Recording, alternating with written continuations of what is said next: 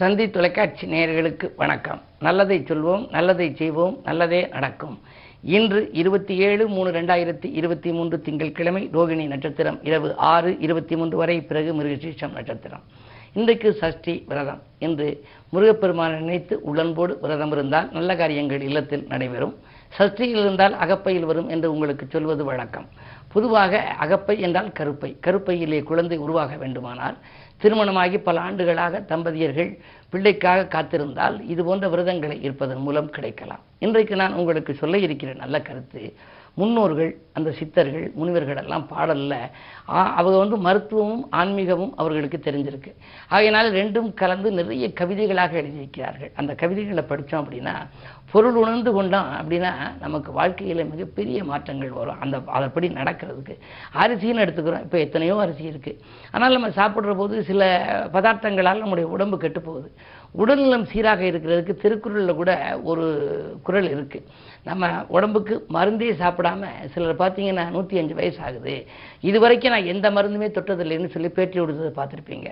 என்ன காரணம் அப்படின்னா, மருந்தன வேண்டாவாம் யாக்கைக்கு அருந்தியது அற்றதெனில் அப்படின்னு சொல்லி ஒரு குறள் உண்டு. இந்த உடம்புக்கு மருந்தே வேண்டாம் யாக்கைக்கு. ஏன்? உண்டது ஜீரணித்த பிறகு நாம் உண்டால் அதுக்கு மருந்து வேண்டாமா? ஆக ஜீரண சக்தியை வலுப்படுத்திக்க சொல்கிறாங்க. இந்த ஜீரண சக்தியை வலுப்படுத்தி சொல்கிறதுக்கு எத்தனையோ உணவுகள் இருக்குது. உணவே மருந்துங்கிறாங்க, மருந்தே உணவுங்கிறாங்க. அந்த அடிப்படையில் அரிசியை பற்றி முன்னோர்கள் ஒரு பாடல் குறிப்பிட்டிருக்காங்க. அற்புதமான பாடல். அதில் எந்த அரிசி எந்த நோய் நீக்கும்னே சொல்லியிருக்காங்க. அதை நீங்கள் தெரிஞ்சுக்கணும். புற்றுநோய் நீக்கும் கவனரிசி. கவனரிசின்னு ஒன்று பிரவுன் கலரில் இருக்கும். அந்த அரிசியை நம்ம பதப்படுத்தி வச்சு அதில் தேங்காய்ப்பு போட்டு ஜீனியெல்லாம் போட்டு சாப்பிடுவாங்க. அதை அவிச்சு அந்த அரிசியை சாப்பிட்டோம்னா புற்றுநோய் நீங்குமா. புற்றுநோய் நீக்கும் கவனரிசி புது சக்தி தரும் குருவை. குருவை அரிசின்னு ஒன்று இருக்குது. அது புது சக்தியை நம்ம உடலுக்கு கொடுக்கும். உற்ற தோல் நோய் நீக்கி உயர்வு தரும் காரரிசி. காரரிசி இருக்கு, காரடையார் நோன்புக்கு சொல்லுவாங்க. அது உற்ற தோல் நோய் நீக்கி உயர்வு தரும் கார் அரிசி பெற்றிடும் நோய் எதிர்ப்பை பேணிடும் சீரகச்சம்பா. சீரகச்சம்பா சாப்பிட்டோம் அப்படின்னா நோய் எதிர்ப்பு சக்தி நமக்கு வருமா. கெட்ட ரத்தம் சுத்தமாக்கும் கெருடச்சம்பா தான்.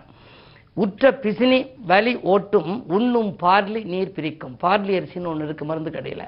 அது நீர் இறங்குறதுக்கு, அதாவது சிறுநீர் இறங்காமல் இருந்தால் அதை குடித்தோம்னா நிறைய நீர் இறங்கும். உற்ற பிசினி வலி ஓட்டும் உண்ணும் பார்லி நீர் பிரிக்கும் கற்றவர்கள் சொன்ன கவிதையினை உணர்ந்து கொள்வீர்னு சொல்லி ஒரு பாடல் உண்டு. நான் முன்னாடி படிச்சிருக்கேன். அதனால உணவிலே கூட அந்த மருந்தாகும் உணவுகள் எது, உணவாகும் மருந்து எதுங்கிறதெல்லாம் எழுதி வைத்திருக்கிறார்கள். இது பதார்த்த குண சிந்தாமணிங்கிற புத்தகத்தில் நிறைய இருக்குது. இது மாதிரி அந்த முன்னோர்கள் எழுதிய அந்த முத்தான நூல்களை நாம் படித்தோம் அப்படின்னா நம்ம உடலுக்கும் ஆரோக்கியமாக இருக்கும், உள்ளமும் ஆரோக்கியமாக இருக்கும் என்ற நல்ல கருத்தை தெரிவித்து இனி இன்றைய ராசி பலன்களை இப்பொழுது உங்களுக்கு வழங்கப் போகின்றேன். மேசராசி நேயர்களே, உங்களுக்கெல்லாம் இன்று திருப்பங்கள் ஏற்படுகின்ற நாள். திடீர் திருப்பங்கள் ஏற்படலாம். திட்டமிட்ட காரியங்கள் திட்டமிட்டபடியே நடைபெறும்.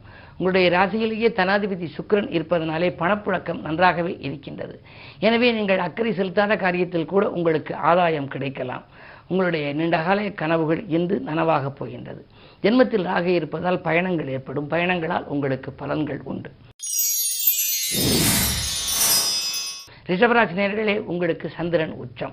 சந்திரன் உச்சம் பெற்று இன்று இருக்கின்ற பொழுது மனக்கவலைகள் உங்களுக்கு மாறும்.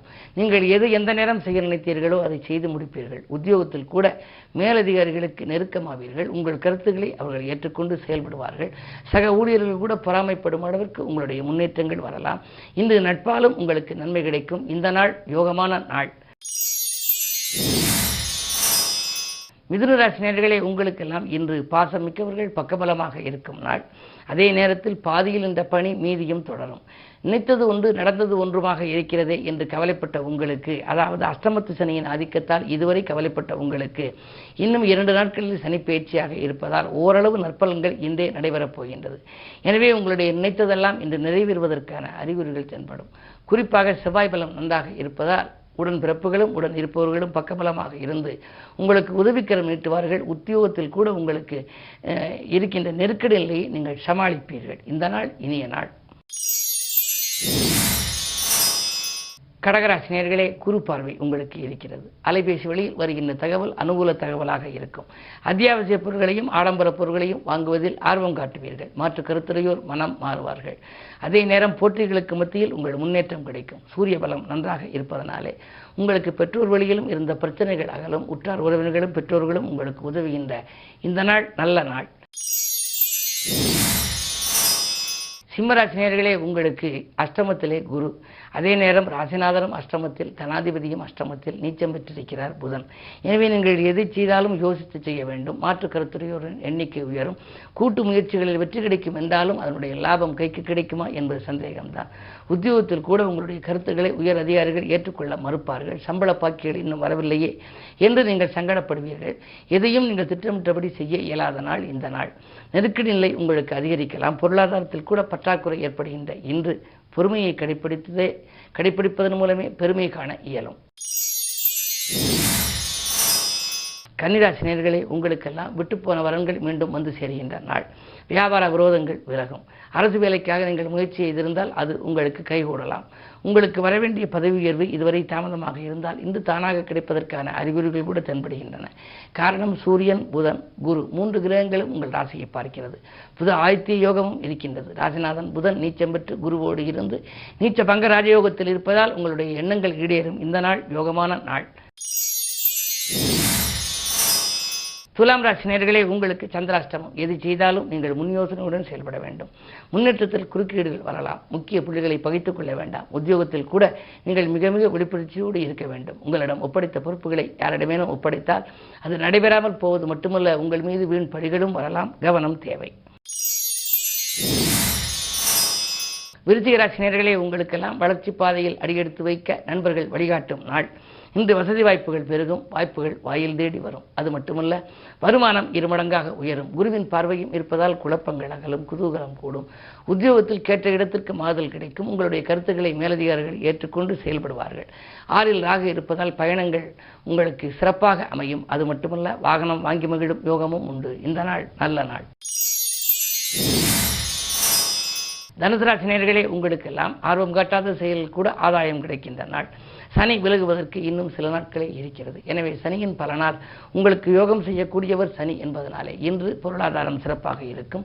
குடும்ப முன்னேற்றம் கூடும். விரோதிகள் எல்லாம் உங்களை விட்டு விலகக்கூடிய நேரம் இது. நீங்கள் எந்த நேரம் நீங்கள் செய்ய நினைத்தீர்களோ அதை அந்த நேரம் செய்ய இயலும்.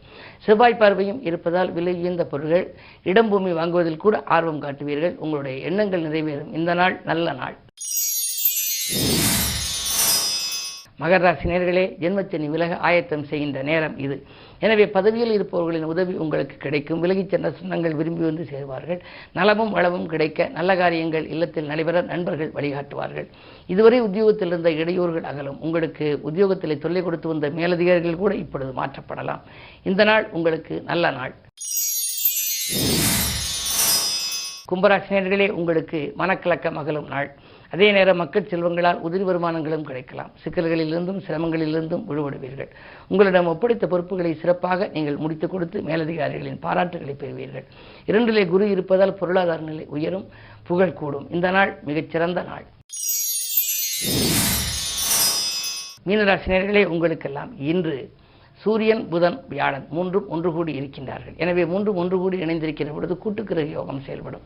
ஜென்மத்தில் குரு இருப்பதால் இடமாற்றம், ஊர் மாற்றம், பதவி மாற்றங்கள் வரலாம். உத்தியோகத்தில் உங்களுடைய கருத்துக்களை உயரதிகாரிகள் ஏற்றுக்கொண்டு நீங்கள் கேட்ட இடத்திற்கு மாறுதல்களை கொடுக்கலாம். இனிமை தரும் விதம் இடமாற்றம் வரலாம் என்று கூட சொல்லலாம். அதே நேரத்தில் தொடர்கதையாய் வந்த கடன் சுமையும் இனி குறையப் போகின்றது. படிப்படியாக கடன் சுமை குறைய நீங்கள் எடுத்த முடிவுகள் புது யுக்திகளை கையாண்டு அதில் வெற்றி காணவும் போகின்றீர்கள். உங்களுடைய ராசிநாதன் பலம் பெற்றிருப்பதால் நீங்கள் கவலைப்பட வேண்டியது இல்லை. கடைசி நேரத்தில் காரியங்கள் கைகூடிவிடும். மேலும் விவரங்கள் அறிய தினத்தந்தி படியுங்கள்.